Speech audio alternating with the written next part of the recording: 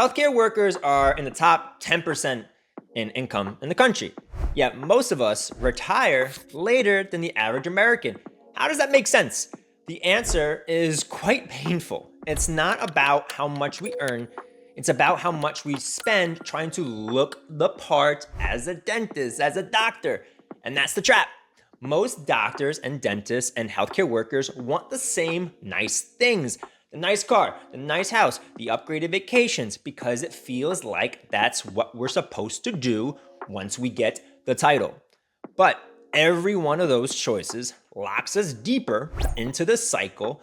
We end up working longer, not because we love the job, but because the lifestyle demands it. I'm Dr. Mike, a full-time dentist who's here to help healthcare workers figure out all this money stuff, all the stuff that school never got around to teaching us. Because the truth is, we're trained to diagnose and treat patients, but nobody trains us to handle the financial traps that come with this profession. To explain what I mean about how we are trapped, I want to start off with the story of a French philosopher named Denis Diderot.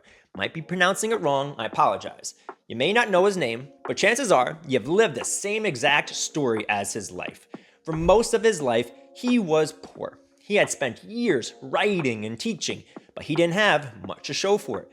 Then one day, everything changed. He sold his personal library of encyclopedias, and suddenly he had what would have been the equivalent of tens of thousands of dollars in his pocket overnight, just like that. He went from scrapping by to feeling extremely wealthy. And with that new money, he bought himself a gift. He bought himself a beautiful, bright scarlet robe. It was elegant, it was luxurious, and it made him feel like a new man. He was a baller, more or less. But that robe came with an unexpected consequence. Once he had it, everything else in his home started to look nasty. It looked wrong. It didn't fit in. His old chair looked shabby next to it. His desk looked decrepit. It looked worn out. His books and his rug suddenly felt simply out of place. So what did he do? He started upgrading everything else around him to match the quality of that robe. A new chair, a new desk, new decor, one upgrade, then another. They all triggered the next upgrade until his entire life had been refitted to align with that single purchase of that scarlet robe. Before long, all the money he had was gone. Not because he wasn't earning, but because he had fallen into what we now call the Diderot Effect, the tendency for one new possession to create a chain reaction of consumption where every purchase demands another just to feel complete. And the same thing happens to us in healthcare. Our scarlet robe might not be a piece of clothing. It just might be a new car, the upgraded house, or even just the title of being called doctor. Once we upgrade one thing, we feel the pressure to upgrade everything else around it. And that's exactly what keeps many of us trapped in a career, even if we don't want to be here anymore. Think about it. For many doctors and dentists, the first scarlet robe is the nicer car. You finally graduate, you start making money, and it feels like you've earned it. You lease the BMW, you get the Tesla, you get the AMG Mercedes. And the moment you do it, you park it in your old apartment and it doesn't feel right anymore. It just feels out of place. Parking that car outside of a modest one bedroom, it just feels like a mismatch. Like you got the shade wrong on a crown. It doesn't make sense anymore. So what's next? You get the nice house. You upgrade into a nicer neighborhood. Maybe you get a custom build. You want to go out a little bit because it feels like it fits in now. It fits with the car, the income, the image. And then suddenly, you're not just buying the nice house. You can't get stuff from Target in the nice house. You're buying brand new furniture. All the appliances, the landscaping looks like it's a golf course. The remodels, they all go with it. And it doesn't just stop there. Now the vacations need to match that lifestyle. The clothes have to match, the designer, the watch, even the restaurants you go to. You need the nice car, the nice clothes to go to the nice restaurants. Because once you've signaled to the world that you're now a doctor, there's the invisible pressure to look like a doctor would every single place that you go. This is how the Diderot Effect works in our profession. One purchase doesn't just stop with the sticker price.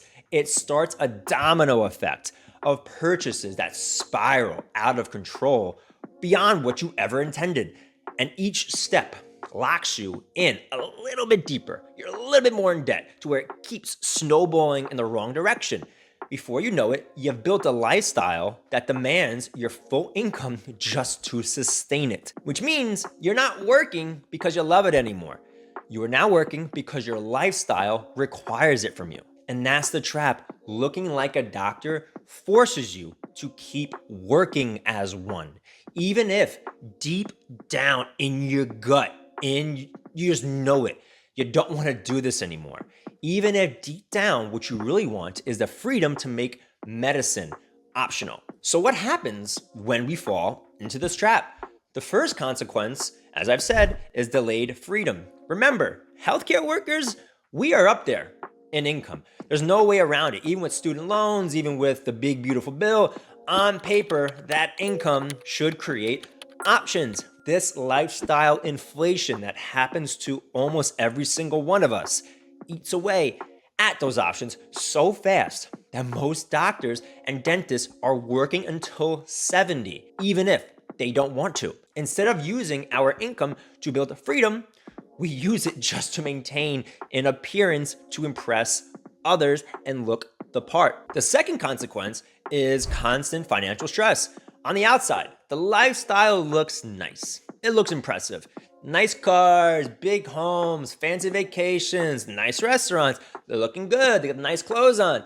But behind the scenes, many are living paycheck to paycheck. Every dollar that comes in already has a place it's going. The mortgage, the car payment, the private schools for the kids, because God forbid they go to public school. It doesn't matter. You can make $200K or $500K.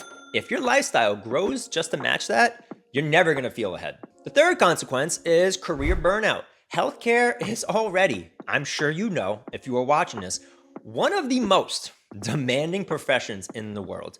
You got the long hours that don't seem to end, the emotional, the mental, the physical exhaustion. And when you add the little cherry on top of financial pressure, when you have to keep working those hours to keep up the lifestyle that this Diderot effect has created, that burnout multiplies. It's not just tiring, it is suffocating. The final consequence, in my opinion, the worst one, is lost opportunity. Every dollar funneled into lifestyle inflation is a dollar not invested, is a dollar not saved. It is not used to buy back your time. Instead of building wealth that makes healthcare optional, you're stuck in a treadmill. You're working endlessly just to support the image that you have now created. What starts as one upgrade, one scarlet robe, that first nice car, ends up as a chain of consequences. Later retirement, financial stress, deeper burnout, and the lost opportunity that comes with real freedom. You're probably thinking like, hey, Dr. Mike, like I get it. We're not good with our money. Like doctors we're not great with our money. So if that's a trap, what's the way out? The key is to separate being a doctor from looking like one. You don't need to always look like one. One makes you money, the other takes it away. First, you have to recognize the scarlet robe when it shows up. Maybe it's a nice first car lease. Maybe it's the upgraded house that you don't really need. Maybe it's the watch that tells the same time as my $100 Garmin. Maybe it's the vacation that feels like you deserve it, even though you're stressed out on vacation because you're not making money. You're away from the office. There's nothing wrong with enjoying nice things. I do it all the time.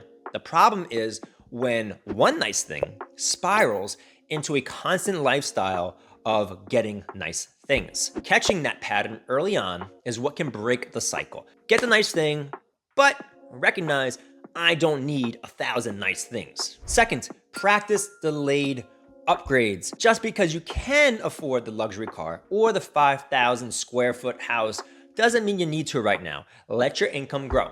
Let your investments build and then upgrade on your terms, not because you feel the pressure to match the image. It gives you something to work towards. If I get the 3-year lease on a car that isn't the exact one I want now, imagine of me getting the upgraded one in a couple years while I built my wealth. Third, focus on financial literacy as much as the clinical skills that are making you money. You've trained for years to be a great clinician, a great doctor, dentist, nurse, but wealth comes from understanding money, budgeting, investing, and living below your means. If you can live like a resident for a few more years after school, nothing crazy, don't just go too wild, you can create the margin that makes early freedom possible. And finally, I know this was a hyper episode, I got really into it there.